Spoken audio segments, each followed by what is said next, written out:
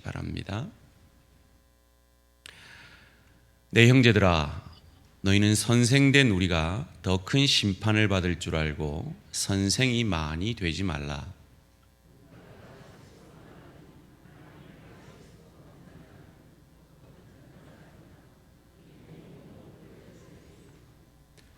우리가 말들의 입에 재갈 물리는 것은 우리에게 순종하게 하려고 그 온몸을 제어하는 것이라.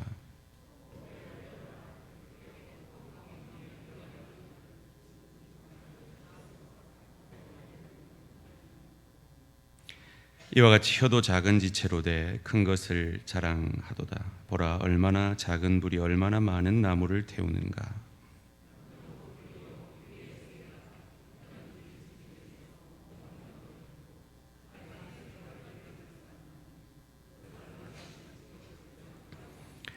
여러 종류의 짐승과 새와 벌레와 바다의 생물은 다 사람이 길들일 수 있고 길들여 왔거니와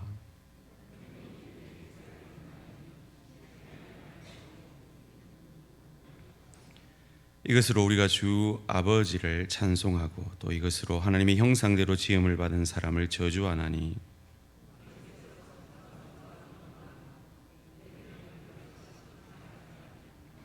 샘이 한 구멍으로 어찌 단물과 쓴물을 내겠느냐.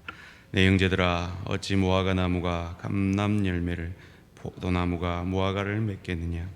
이와 같이 짠물이 단물을 내지 못하느니라. 아멘.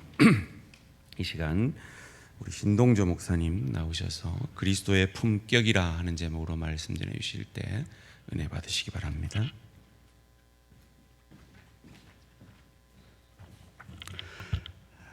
3일장 예배 자리로 나오신 우리 모든 성도님들을 주님의 이름으로 축복합니다. 우리에게 이 자리를 허락하신 것은 반드시 우리를 만나고자 하시는 하나님의 마음이 있는 줄 믿고, 또 오늘도 말씀을 통해 하나님 만나시고 또 기도 가운데 또 뜻을 하나님께로 맞추는 시간 되기를 주님의 이름으로 축원합니다. 베스트셀러 작가인 이기주 작가의 말의 품격이라는 책이 있습니다. 이 책에 있는 글을 또 읽고 말씀을 계속해서 나눠보려고 합니다.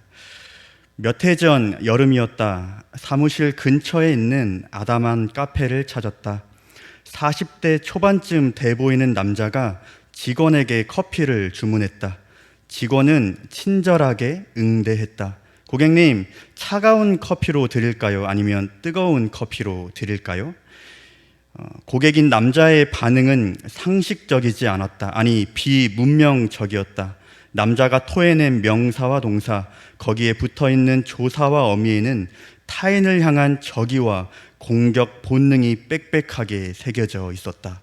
이 사람아, 당연히 아이스 커피지. 당신 같으면 이 더운 날 땀 뻘뻘 흘리면서 징글맣게 뜨거운 커피를 마시겠어? 아주 확 그냥. 남자가 쏟아낸 자음과 모음은 우연히 탄생한 게 아닌 듯 했다. 남자의 몸과 정신 속에서 오랫동안 서로 치고받으며 갇혀 지내다가 입술이 열리는 틈을 타 감옥을 탈출한 죄수들처럼 느껴졌다. 남자의 말은 일종의 가본이다. 손님은 왕이기 때문에 갑으로 군림해도 된다는 그릇된 인식이 잔뜩 묻어나는 폭언에 가까운 지저분한 언어. 직원의 얼굴이 순식간에 일그러졌다. 말과 글에는 사람의 됨됨이가 서려 있다. 무심코 던진 말 한마디에 사람의 품성이 드러난다. 말은 품성이다. 품성이 말하고 품성이 듣는 것이다. 화면 한번 띄워주실까요? 오늘 제목의 이유가 여기에 있습니다. 격과 수준을 의미하는 한자 품의 구조를 뜯어보면 흥미롭다. 입구가 세 개 모여 이루어졌음을 알 수 있다. 말이 쌓이고 쌓여 한 사람의 품성이 된다는 뜻이다. 다음 화면이요.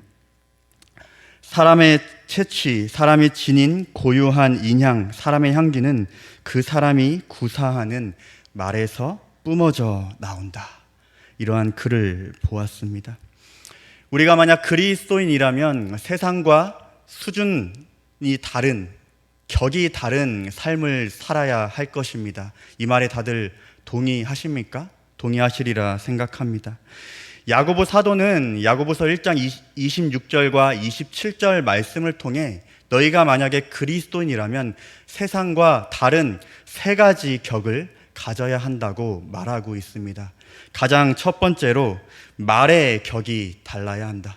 두 번째, 섬김의 격이 달라야 한다. 마지막으로 세 번째, 삶의 격이 달라야 한다라고 말하며 그리스도인이라면 세상의 수준에서 머무르는 것이 아니라 그들과 전혀 다른 삶을 살아야 한다고 말하고 있습니다. 저는 이 세 가지 격 중에 가장 중요하게 생각하는 말의 격에 대해서 오늘 말씀을 함께 나눠보려고 합니다. 오늘 읽었던 야고보서 3장 1절 말씀을 함께 같이 읽어볼까요? 네, 형제들아, 너희는 선생된 우리가 더 큰 심판을 받을 줄 알고 선생이 많이 되지 말라. 이 말씀을 또 연구하고 해석하는 데 시간이 가장 오래 걸렸습니다. 선생이 되지 말라 야고보 사도가 말하고 있는데 이 말은 무슨 의미일까요? 교회에서 가장 말을 많이 하고 가르치는 직분인 목사가 되지 말아라, 교사가 되지 말아라, 구역장이 되지 말아라 라는 말일까요? 네, 맞습니다. 1절은요, 교회 내에서 말을 가장 많이 하는 직분인 목사, 교사, 그리고 구역장이나 이런 가르치는 직분이 큰 심판을 받는 자리이기 때문에 함부로 그 자리에 앉지 말라는 1차적인 의미를 담고 있습니다. 그러나 여기서 더 중요한 것은 모든 그리스도인은 말 조심해야 한다는 큰 의미를 가지고 있다는 것입니다. 그런데 여기서 선생이 되지 말라라는 의미를 정확하게 알기 위해서는 당시 시대적, 문화적 배경을 살펴보아야 합니다.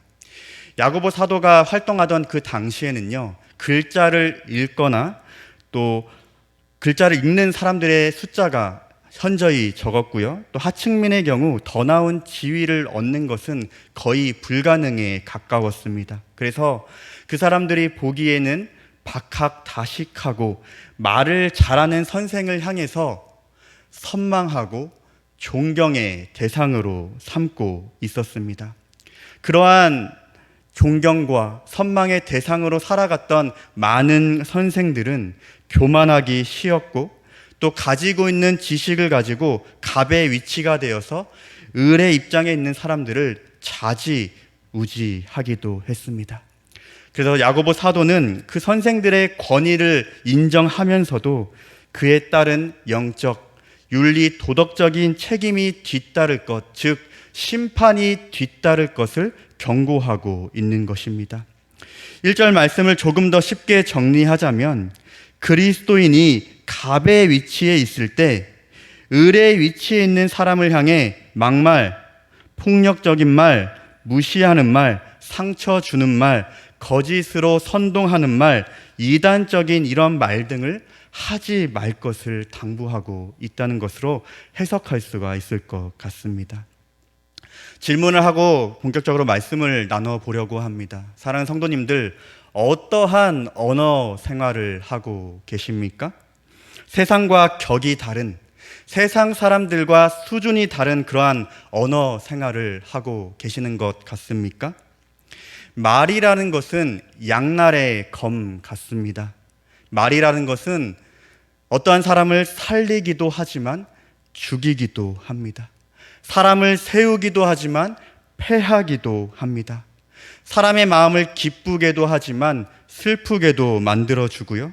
상처를 치유하고 위로해 주기도 하지만 도리어 상처를 주기도 합니다. 그렇기 때문에 우리는 말에 있어 두려움을 가지고 함부로 말을 내뱉어서는 안 됩니다. 야고보 사도는 오늘 읽었던 우리 본문 야고보서 3장 3절과 5절을 통해서 또 6절까지의 말씀을 통해서 혀가 이 말이 얼마나 위험한지를 세 가지 비유를 통해 가르쳐 주고 있습니다. 3절과 4절에 보면 두 가지 비유가 비슷한 비유가 나오는데요. 3절의 첫째로 혀를 말의 입에 물린 재갈로 비유하고 있습니다. 쉽게 말씀드리면 말을 제어하는 곱비 같다라고 말하고 있습니다. 이 제갈이라는 것은 비록 말에 비하면 아주 작지만 이 제갈 하나로 말을 이리저리로 끌고 다닐 수 있습니다. 말도 그와 같다는 것입니다. 우리 신체 중에 이 혀는 아주 작지만 이 작은 혀를 통해 우리의 몸 전체를 이리저리로 끌고 다닐 수 있다는 말입니다. 이어지는 4절 말씀에 보면요, 두 번째 비유로 혀를 배의 키와 같다고 비유하고 있습니다. 키라는 것은 조종하는 것을 의미합니다. 큰 배에서 키는 아주 작은 부분을 차지합니다. 그러나 이 선장이 키를 잡아서 이 방향으로 돌리면 그 방향으로 배가 가고요, 또 저 방향으로 돌리면 배가 그 키를 따라 그 방향으로 가는 것입니다.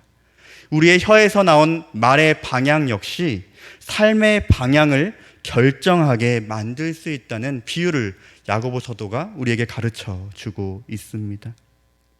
이 말이라는 것이 얼마나 무섭습니까? 말을 한번 내뱉으면 끝나는 것이 아니라 내뱉은 말 한마디 때문에 곤경에 처하기도 하며 한 사람의 인생을 송두리째 바꾸기도 합니다.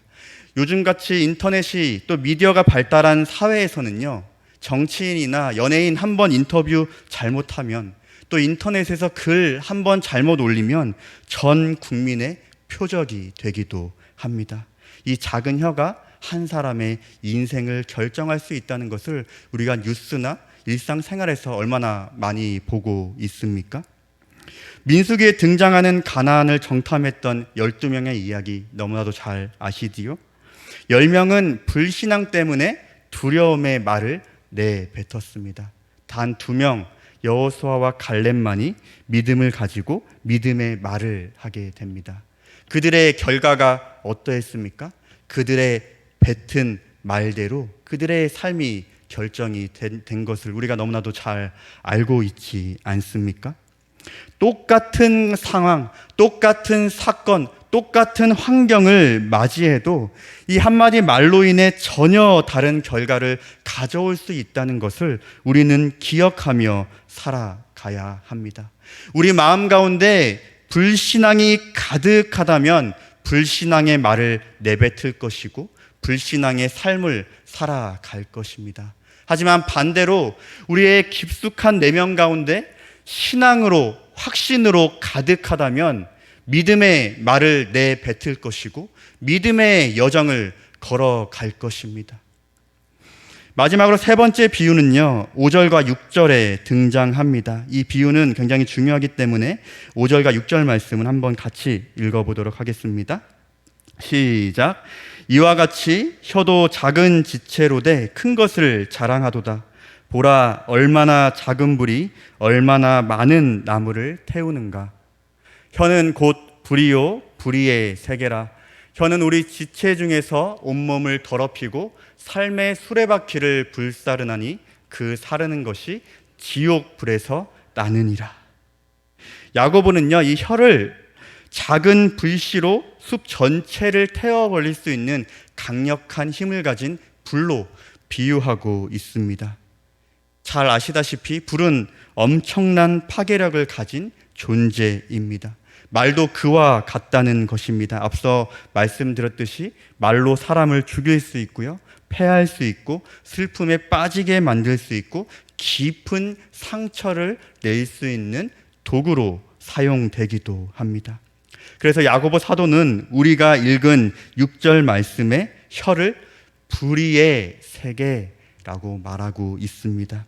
불의의 세계를 좀 더 설명해서 말씀드리면 혼돈과 무질서, 병들고 상하고 악하고 죽어가는 세계, 이것을 불의의 세계라고 말할 수 있습니다. 뿐만 아니라 6절 하반절에 보시면요, 삶의 수레바퀴를 불사른다라는 표현이 있는데요, 삶의 수레바퀴라는 것은 한 사람의 인생을, 돌고 도는 인생을 의미합니다. 이 의미는 바로 말 때문에 그 모든 인생이 다 없어져 버린다. 불행한 인생으로, 죽는 인생으로, 패하자는 인생으로 갈 수가 있다는 것입니다. 이 말 때문에 얼마나 세상이 부패합니까? 얼마나 더러운 세상을 만들어 가고 있습니까? 혀를 정말 악하고 독한 것으로 야고보는 비유하고 있습니다. 이 혀라는 작은 지체가 왜 이렇게 악하고 파괴하는 도구로 쓰임 받을까요? 바로 불이 된 혀의 근원이 사탄에게서, 지옥에게서 나온 것임을 말하고 있습니다. 6절 하반절에 보시면 그 사르는 것, 그 혀가 지옥 불에서 나온다, 야고보 사도가 말하고 있습니다. 사탄의 도구로, 지옥 불과 같은 그러한 악한 도구로 사용되고 있다는 것을 의미합니다. 그러나 이 말의 시작은 결코 악하고 파괴적이지 않았습니다. 요한복음 1장 1절 말씀을 함께 같이 읽어볼까요? 태초에 말씀이 계시니라. 이 말씀이 하나님과 함께 계셨으니 이 말씀은 곧 하나님이시니라. 우리나라 말에는요, 높임말이 있기 때문에 말씀과 말을 구별해서 사용하기는 하지만 원어적으로 보면 말과 말씀은 동일한 단어입니다. 태초에 말이 있었는데 태초에 있었던 말은요, 완전하고 온전한 상태, 정결하고 깨끗한 상태였습니다. 결코 지금 우리가 나누고 있는 악한 도구가 아니었다는 겁니다. 그러나 창조 이후에 어떠합니까? 하나님의 말씀을 해방하는 마귀의 거짓말이 세상에 등장하기 시작했습니다. 또한 그 사탄의 거짓말에 속은 사람이 하나님을 향해 의심하는 말을 하기 시작했고요, 자신의 탐욕을 드러내는 말을 하게 됩니다. 사탄의 말, 그리고 사탄의 말을 받아들인 인간의 말이 합쳐져 하나님께서 지으신 모든 창조 질서를 파괴하는 타락을 가져오게 되었다는 것을 말씀을 통해 이야기하고 있습니다. 모든 자연 만물은 지금도 창조 질서에 순응해서 움직이고 있습니다. 하지만 사람의 말, 사람의 혀는 그렇지 않습니다. 말이 혼돈과 무질서, 악과 독을 이 세상에 가져오게 되었습니다. 그리고 이 타락의 결과로 그리스도의 몸된 교회 안에도 이중적인 창조 질서를 완전히 파괴시키는 그리스도인들이 생겨나기 시작했습니다. 이는 세상뿐만 아니라 교회 안에도 하나님의 말씀과 사탄의 말이 공존하고 있다라는 의미이기도 하고요, 교회 안에도 앞서 이야기한 창조 질서가 깨져버렸다라는 의미가 됩니다. 그 말씀이 오늘 읽었던 야고보서 3장 10절 말씀에 등장합니다. 한 입에서 찬송과 저주가 나오는도다. 우리의 입 가운데 전혀 다른 두 가지가 공존하고 있습니다. 한 입으로 하나님 부르면서 예배하고 찬양하면서 같은 입으로 하나님의 형상으로 지음받은 자들을 향해 저주의 말을 퍼붓고 있습니다. 얼마나 아이러니합니까? 찬송, 저주, 전혀 어울리지 않는 조합 아닙니까? 한 입에서 찬송과 저주가 나오는 이 이중성이 얼마나 말이 안 되는 조합인지 이어지는 11절과 12절에서 야고보 사도는 이렇게 이야기합니다.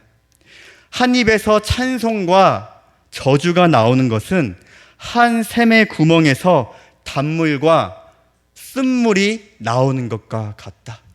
한 입에서 찬송과 저주가 나오는 것이 어떠한 건지 아냐? 무화과 나무에서 감람나무 열매가 맺히는 것과 같다.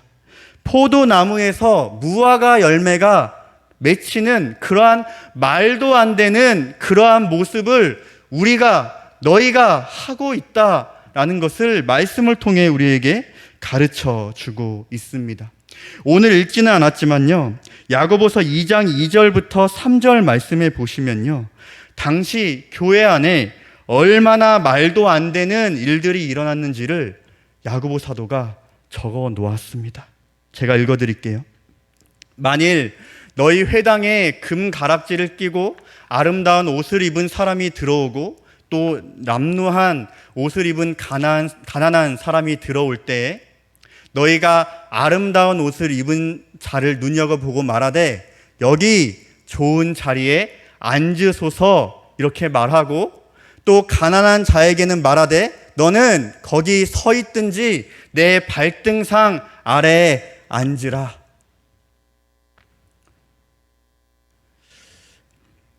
교회 안에 빈부에 따른 잘 살고 못 사는 이 경제적 상황에 따라 차별이 있음은 물론 면전에 대고 바로 눈앞에서 인격적인 모독의 말을 하고 있는 것을 야고보 사도가 이렇게 적어 놓았습니다. 신뢰가 될지는 모르겠지만 이러한 모습이 우리의 모습이 아닙니까? 교회 안에서는 헌금 열심히 하고 봉사하고 예배하고 신앙적으로는 너무나 훌륭한 모습을 보이지만 교회에만 탁 나가면 사람들을 차별하고 무시하고 입을 통해서 수많은 범죄를 저지르고 있는 이중적인 생활을 하고 있는 그러한 그리스도인.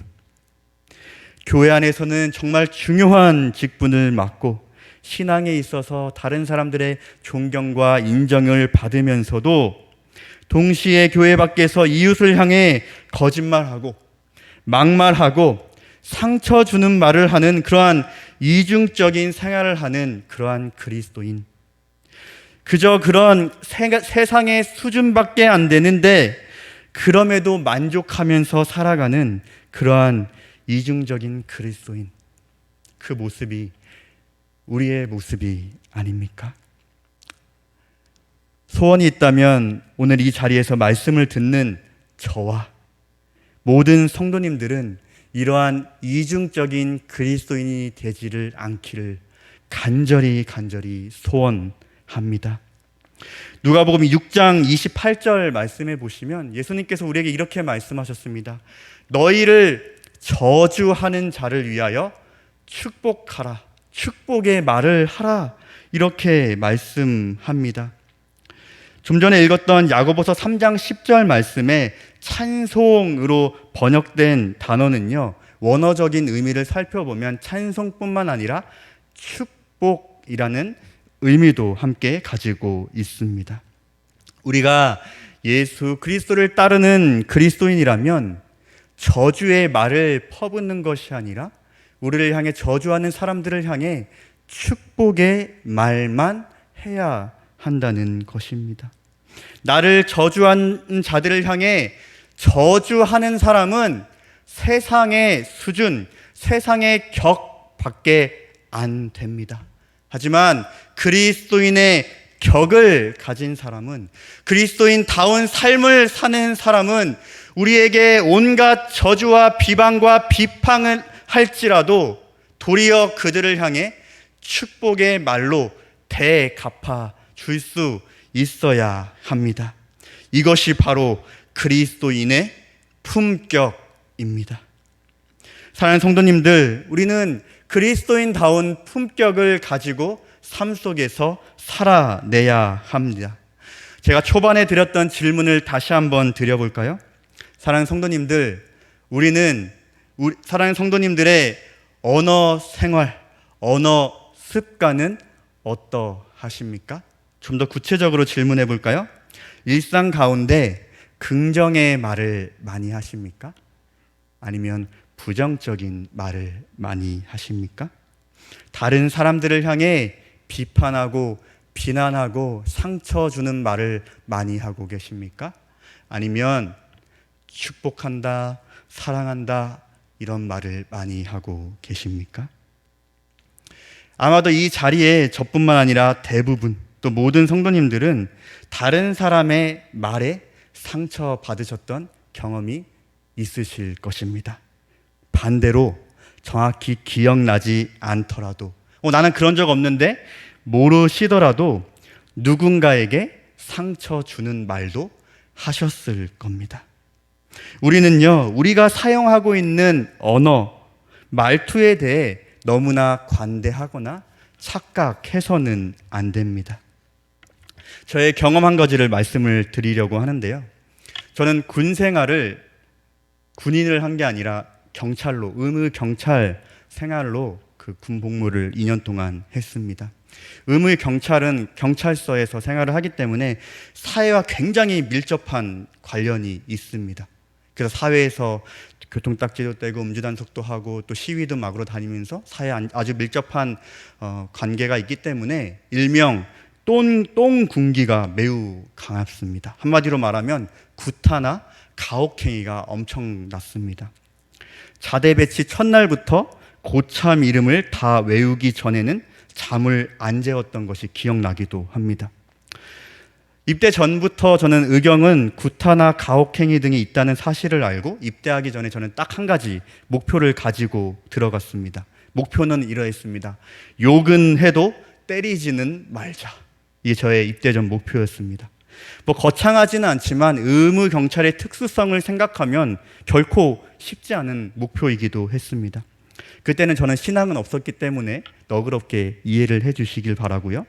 아무튼 제가 근무했던 대전 서부경찰서에는 독특한 전통이 있었습니다. 말년 휴가 전에 제대자들이 말년 휴가 턱을 탁 내는 것뿐만 아니라 막내부터 제대자 바로 아래 기수까지 이전에 담아뒀던 말을 한마디씩 하는, 섭섭했던 말을 한마디씩 하는 그러한 전통이 있었습니다. 저는 당연히 뭐 구타나 가혹행위를 하지 않았기 때문에 그 시간을 별로 대수롭지 않게 생각했습니다. 그리고 내심 제가 잘해줬던 이런 후임들에게 혹시 나에게 칭찬하지 않을까 이런 기대도 사실 조금 있었습니다. 그런데 그 시간이 될 때 아주 놀라운 일들이 있었습니다. 저에 대한 불만을 하나 둘씩 이야기하면서 저희 소대에 4명이 제대를 했는데 제 이야기가 제일 많이 나오는 겁니다. 한마디로 저에게 상처를 가장 많이 받았다라는 뜻입니다. 왜 그런지 아십니까? 저는 맞다고 생각하고 말했는데 상대방의 입장에서는 틀렸기 때문입니다. 저는 뭐 지금도 좀 그렇지만 굉장히 예리하고 깐깐한 성격을 가져가지고 일을 잘 못하고 막 느릿느릿하면은 막 답답했습니다. 그래서 막 면박도 주고 뭐 잘하라고 했지만 막 말로 많이 상처를 준 것 같습니다.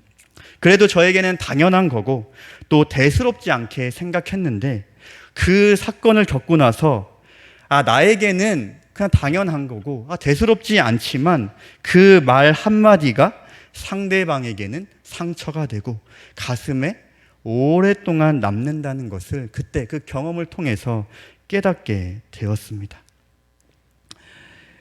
야고보 사도는 1장 26절 말씀해 보시면요. 누구든지 스스로 경건하다 생각하면 자기 혀를 재갈 물리지 아니하고 자기 마음을 속이면 이 사람의 경건은 헛것이다 말하고 있습니다.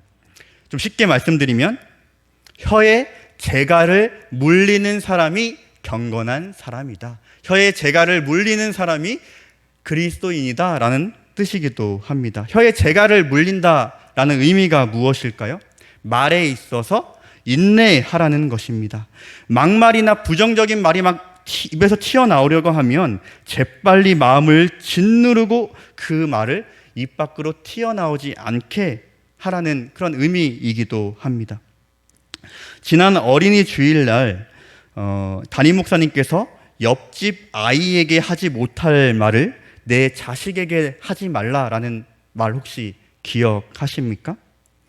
우리는 가장 사랑해야 할 대상에게 가장 상처 주는 말을 많이 합니다.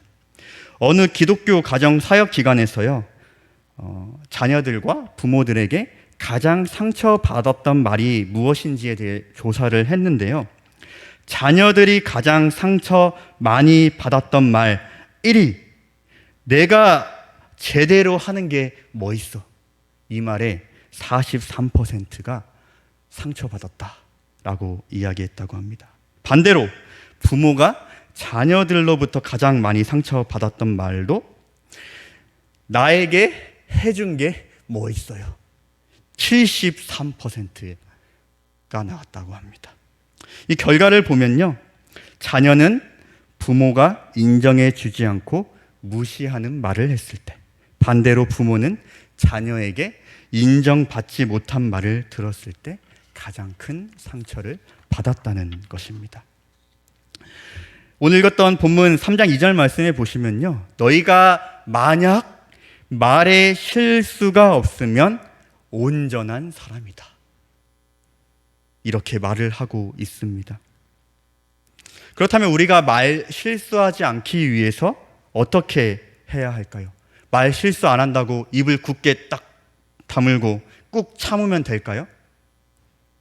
해결책이 살짝 되기도 하지만 말을 안 하고 살 수는 없지 않습니까? 그래서 완전한 해결책이 되지 못합니다. 오히려 부작용이 뒤따를 겁니다. 화병이 나거나 혹은 참다 나중에 엄청나게 폭발해서 참았던 걸 다 토해내거나 하는 부작용 말입니다.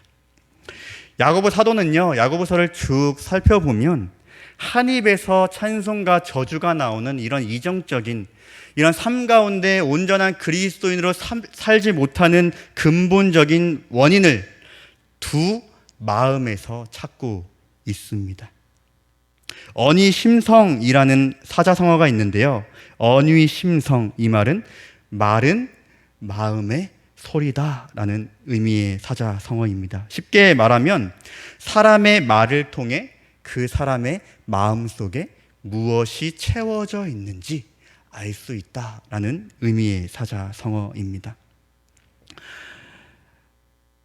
겸손의 마음을 가지고 있는 척하지만 한쪽에 교만한 마음을 가지고 있기 때문에 아랫사람이라 생각하면, 내가 갑이고 상대방이 을이라 생각하면 서스름 없이 무시하는 말, 상처 주는 말을 하는 겁니다.